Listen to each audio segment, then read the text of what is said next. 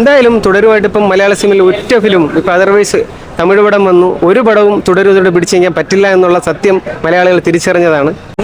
നല്ല പടം. ഫാമിലിയായിട്ടിരുന്ന് കാണാൻ പറ്റും. ആസിഫ് അലി ഓക്കെ, കുഴപ്പമില്ല കേട്ടോ. ഒരു വൺ ടൈം മാച്ച്. എന്താണ് പടത്തിൽ എടുത്തു വെക്കുന്നത്? ഒരു ഫീൽ ഗുഡ് പടമാണ്. കൊള്ളാം. അല്ലേ, ഫാമിലി മൂവിയാ, നല്ല മൂവി തന്നെയാണ്. ആസിഫ് അലി നന്നായിട്ട് ചെയ്തിട്ടുണ്ട്. Family movie. കുഴപ്പമില്ല ബ്രോ,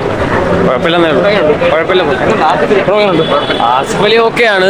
ബാക്കി അല്ലാണ്ട് ലാഗാണ്. കുഴപ്പമില്ല. ഫീൽ ഗുഡ് ലാഗാണ്, ദേഷ്യം വരും. ലാസ്റ്റ് ഫീൽ ഗുഡ് ആക്കിയിട്ടുണ്ട്, പക്ഷെ അത്ര അങ്ങോട്ട് തെളിഞ്ഞില്ല. ബ്രോ നല്ല പടമാണ് ബ്രോ, നല്ല പടം. ആസിഫ് അലിയുടെ ആക്ടിംഗ് ആണ്, നല്ല സ്ക്രിപ്റ്റ് ആണ്, കൊള്ളാം. ഞാൻ ആക്ച്വലി ട്രെയിലർ ഇന്ന് രാവിലെയാണ് കാണുന്നത്, അപ്പോൾ തന്നെ ബുക്ക് ചെയ്തിട്ടാണ് വന്നത്. കൊള്ളാം, നല്ലൊരു പടമാണ്. ആസിഫ് അലിയുടെ ആക്ടിംഗ് ഒക്കെ അടിപൊളിയാണ്.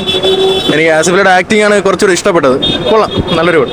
ഫാമിലി സബ്ജക്റ്റ്, ഒരു ചെറിയൊരു കഥ അതിനനുസരിച്ച് അഭിനയിച്ചിട്ടുണ്ട്. വേറെ ഒന്നുമില്ല. പടം നല്ല പടം, രസമുള്ള പടമാണ്. നല്ല പടം.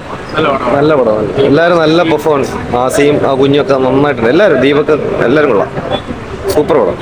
ഒരു മെസ്സേജ് ഇതിനകത്ത് തരുന്നുണ്ട്. കാരണം ഒരു ഫാമിലി മൂവിയാണ്.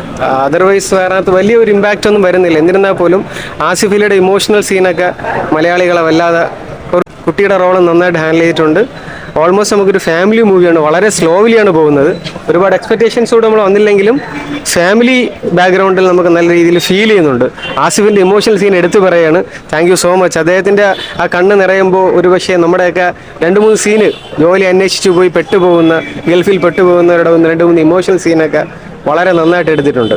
ഓവറോൾ ആസിഫ് അലി നമുക്ക് അവിഭാജ്യ ഘടകമായി മലയാളത്തിൻ്റെ മാറുന്ന ഒരു ഫിലിമാണ്.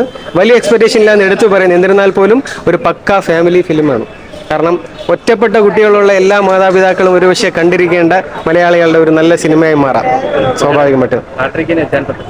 ഡെഫിനറ്റ്ലി നമുക്ക് അത്രത്തോളം എക്സ്പെക്ടേഷൻ വേണ്ട. എന്നിരുന്നാൽ പോലും ആർക്കും ബാഡായിട്ട് നമുക്ക് ഇതിനകത്ത് പറയാനൊന്നുമില്ല. ഒരു ഫാമിലി മൂവിയാണ്, സ്ലോ മൂവിയാണ്. നമ്മൾ ജെന്യുവനായിട്ട് കണ്ടു കഴിഞ്ഞാൽ നമുക്ക് ആ ഫീൽഡിൽ ഇരുന്ന് പോകും എന്താണ് നടക്കുന്നുള്ള രീതിയിൽ.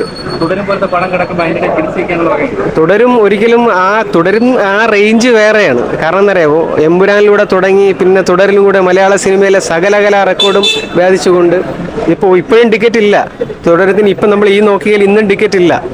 തുടരുന്ന് വരുന്ന ടിക്കറ്റിലെ ബാലൻസ് വരുന്നവർ ഒരിക്കലും നിരാശരായി പോകണ്ട. നമുക്ക് ഇതുകൂടെ കണ്ട് ആസിഫ് അലി കൂടെ പ്രൊമോട്ട് ചെയ്യാൻ പറ്റുന്ന രീതിയിലേക്ക് പോകാതെ.